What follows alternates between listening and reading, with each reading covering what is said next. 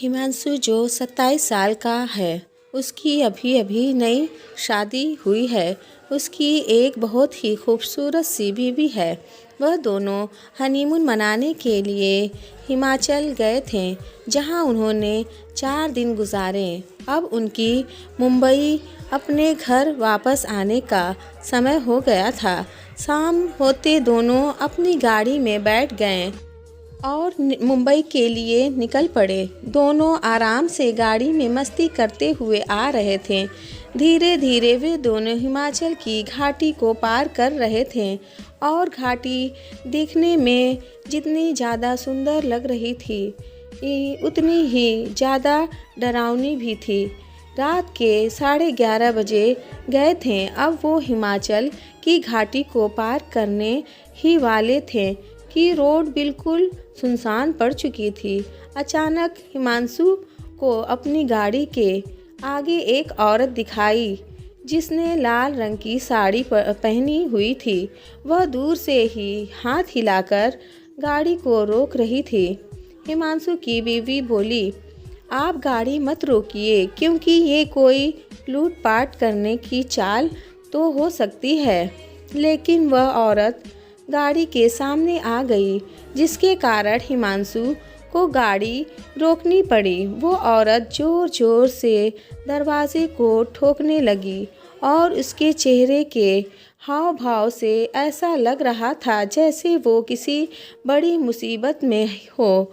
हिमांशु की बीवी ने कहा, आप गाड़ी का दरवाज़ा मत खोलिए, मुझे बहुत डर लग रहा है। हो सकता है ये कोई चाल हो, हमें बाहर नहीं जाना चाहिए। हिमांशु ने कहा, अगर सच में किसी मुसीबत में होगी तो और उसे हमारी ज़रूरत हो, क्योंकि उसको देखकर वह अच्छी खासी घर की लग रही है।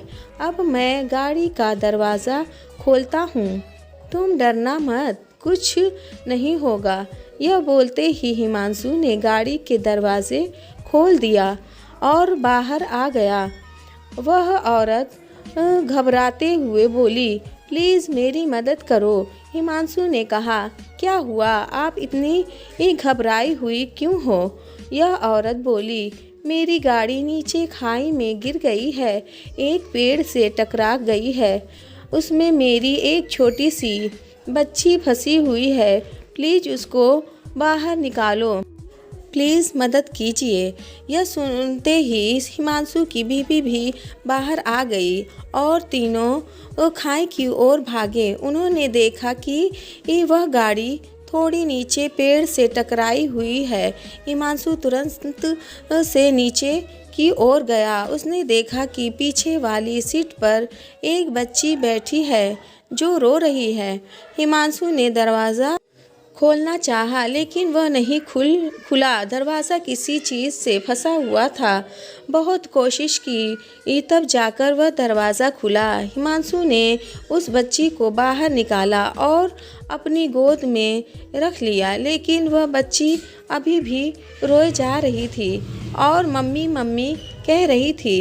तभी अचानक हिमांशु की नज़र आगे वाली ड्राइविंग सीट पर गई, जहां उसे कोई बैठा हुआ लगा, लेकिन आगे वाली गाड़ी का शीशा धुंधला था तो साफ नज़र नहीं आ रहा था। हिमांशु उससे अपने कपड़े से उसे साफ किया।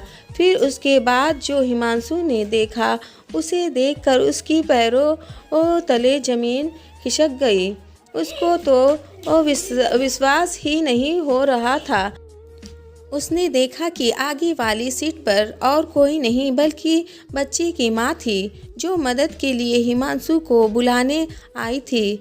उसने देखा कि वह औरत के माथे से खून निकल रहा था और उसकी मौत हो चुकी है।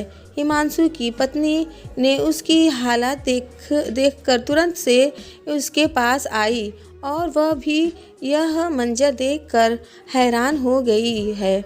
यह देखते ही हिमांशु और उसकी पत्नी ने पीछे की ओर देखा, जहां वो औरत खड़ी थी, लेकिन अब वहां कोई भी नहीं था। अब दोनों को समझ में आ गया था कि वह औरत कौन थी। फिर उन दोनों ने उस बच्ची को अपने साथ ले गए। तो दोस्तों, इसी के साथ ये कहानी ख़त्म होती है। अब आप भी समझ गए होंगे कि वह कौन थी जो हिमांशु के पास मदद लेने गई थी। यह माँ की ममता है जो मरने के बाद भी अपने बच्चे को बचाने के लिए एक आत्मा बनकर आई। अगर ये कहानी अच्छी लगी हो तो लाइक, शेयर और सब्सक्राइब करें।